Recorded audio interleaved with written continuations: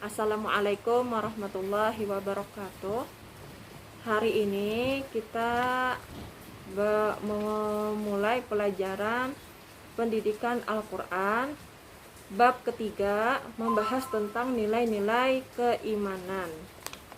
Nah, arti iman itu artinya meyakini sepenuh hati bahwa Allah itu adalah Tuhan kita.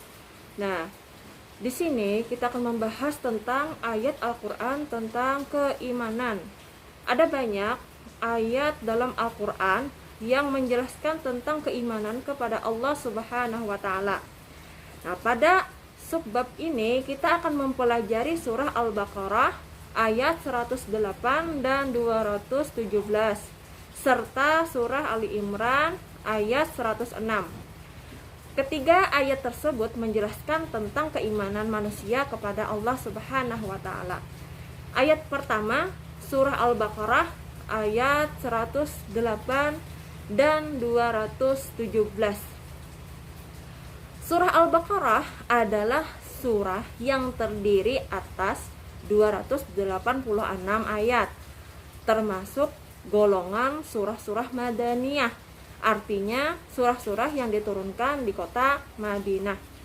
Dan sebagian besar diturunkan pada permulaan tahun Hijriah. Kecuali ayat 281 itu diturunkan di Mina pada Haji Wada. Artinya ibadah haji terakhir yang dilaksanakan oleh Nabi Muhammad SAW. Surah Al-Baqarah adalah surah terpanjang di antara surah-surah dalam Al-Quran, yang di dalamnya juga terdapat ayat terpanjang, yakni ayat 282. Ibu akan membacakan surah Al-Baqarah ayat 108 dan 217 sebagai berikut. A'udzu billahi minasyaitonir rajim. Bismillahirrahmanirrahim. Am turiduna an tas'alu rasulakum kama su'ila Musa min qabl. Wa may yatabaddalil kufra bil iman faqad dhalla sawa'as sabil. Yang artinya, apakah kamu menghendaki untuk meminta kepada rasul kamu seperti Bani Israel meminta kepada Musa pada zaman dahulu? Dan barang siapa yang menukar iman dengan kekafiran, maka sungguh orang itu telah tersesat dari jalan yang lurus. Nah, dulu lah pada zaman Nabi Musa itu umat Nabi Musa ingin meminta bukti bahwa Tuhan itu ada. Nah, jadi di sini kita surah Al-Baqarah ini menjelaskan bahwa iman itu artinya percaya dan meyakini. Maka janganlah kita itu meminta pembuktian seperti umatnya Nabi Musa, Bani Israel, yang meminta bukti bahwa Tuhan itu harus dinampakkan. Nah, terus surah ini dinamai surah Al-Baqarah karena di dalamnya disebutkan kisah penyembelihan sapi betina yang diperintahkan Allah Subhanahu wa Ta'ala kepada Bani Israel, yaitu ayat 67 sampai dengan 74, di mana dijelaskan watak orang Yahudi itu pada umumnya. Nah, jadi akan Ibu bacakan ayat surah Al-Baqarah ayat 67 yang berbunyi, A'udzu billahi minasyaitonir rajim. Bismillahirrahmanirrahim. Wa idz qala Musa liqaumihi innallaha ya'murukum an tadhbahu baqarah. Qalu atattakhidhuna huzwa. Qala a'udzu billahi an akuna minal jahilin. yang artinya, dan ingatlah ketika Musa berkata kepada kaumnya, sesungguhnya Allah menyuruh kamu menyembelih seekor sapi betina. Lalu mereka berkata, apakah kamu hendak menjadikan kami sebuah ejekan?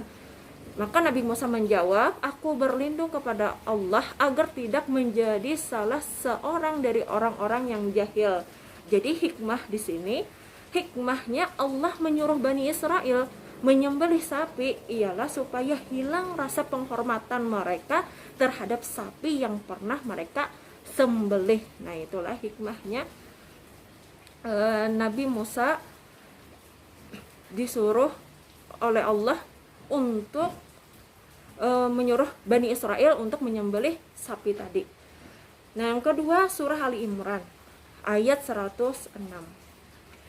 Surah Ali Imran adalah surah ketiga, terdiri atas 200 ayat, termasuk golongan surah Madaniyah. Artinya surah yang diturunkan di kota Madinah. Surah ini dinamakan Ali Imran karena memuat kisah keluarga Imran. Di dalam kisah itu disebutkan kelahiran Nabi Isa alaihissalam, persamaan kejadiannya dengan Nabi Adam alaihissalam, kemudian kenabian dan beberapa mukjizatnya, serta disebut pula kelahiran Maryam putri Imran, ibu dari Nabi Isa.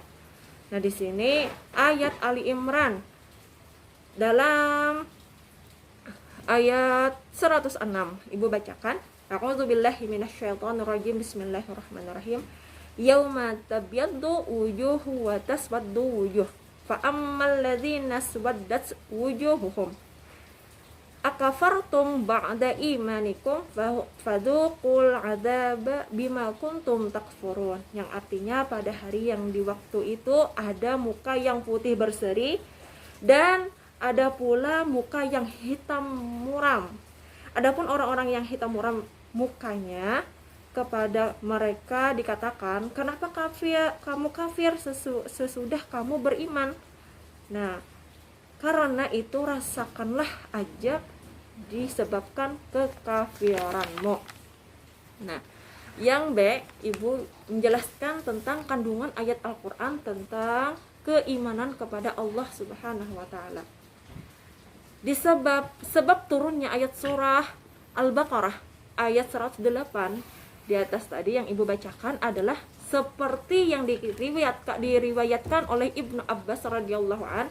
Diriwayatkan sewaktu-waktu Wahab bin Zaid dan Rafi'i bin Hanafiyah menemui Nabi Muhammad SAW dan meminta beliau membawakan sebuah surah dari Allah Subhanahu wa Ta'ala yang dapat mereka baca sehingga mereka beriman.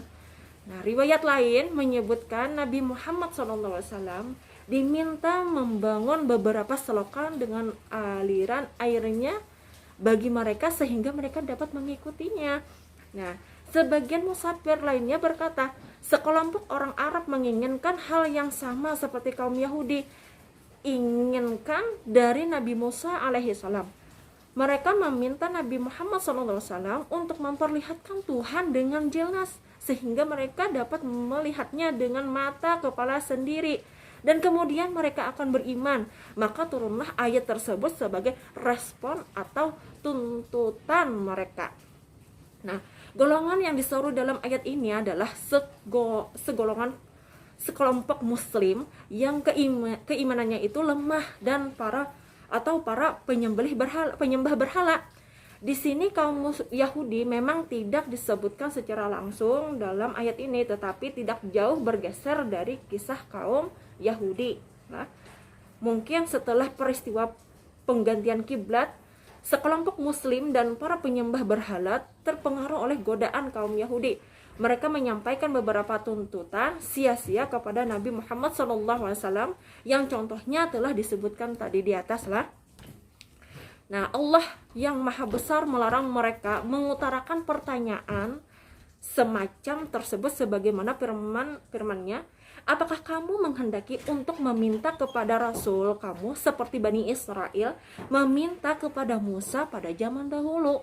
Nah, tetapi kalian sesungguhnya telah memutuskan untuk menggelak dari keimanan dengan cara bertanya yang sia-sia. Makanya lah dalam surah ini menjelaskan bahwa kita tidak boleh bertanya bagaimana Tuhan itu, bagaimana Tuhan, seperti apa Tuhan, itu tidak boleh.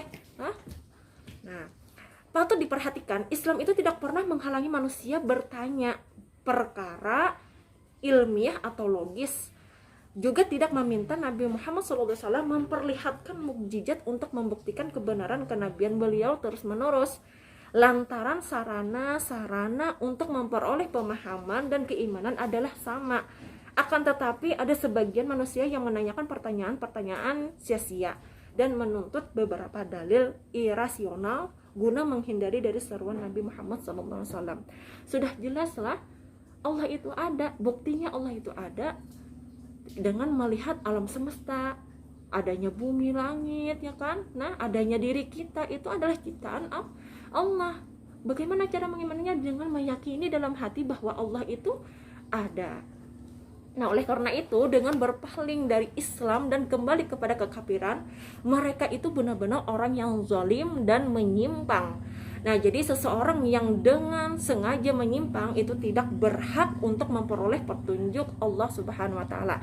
Orang yang seperti itu telah merusak aspek-aspek petunjuk yang ada dalam dirinya sendiri.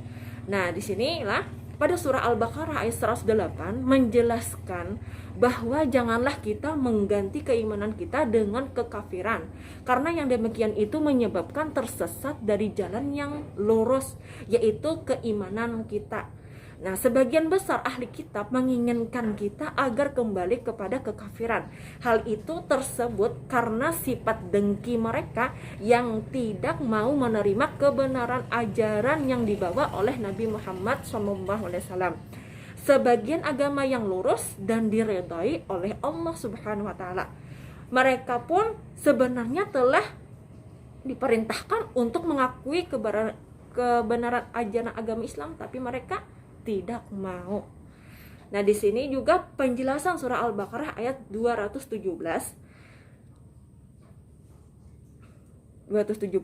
Nah, mereka menanyakan kepadamu tentang bulan haram atau bulan suci, yakni berperang padanya. Menjadi badal istimal, katakanlah kepada mereka, berperang dalam bulan itu adalah besar. Maksudnya bulan haram. Maksudnya dosa besar lah. Berperang menjadi mubtada, artinya hukum. Nah, mubtada. Sedangkan besar menjadi kabarnya. Nah, tetapi menghalangi manusia menjadi mubtada dari jalan Allah. Maksudnya dari agamanya lah, mubtada tadi. Dan kafir kepadanya serta menghalangi ia masuk Masjidil Haram, artinya kota Mekah, dan mengusir penduduknya daripadanya. Sebagaimana perintah yang dialami Nabi Muhammad SAW bersama orang-orang mukmin, sedang yang menjadi kabarnya adalah lebih besar lagi, artinya dosanya yang lebih besar di sisi Allah daripada berperang itu. Sedangkan berbuat fitnah, artinya kesyirikan, lebih besar lagi dari pembunuhan bagimu padanya.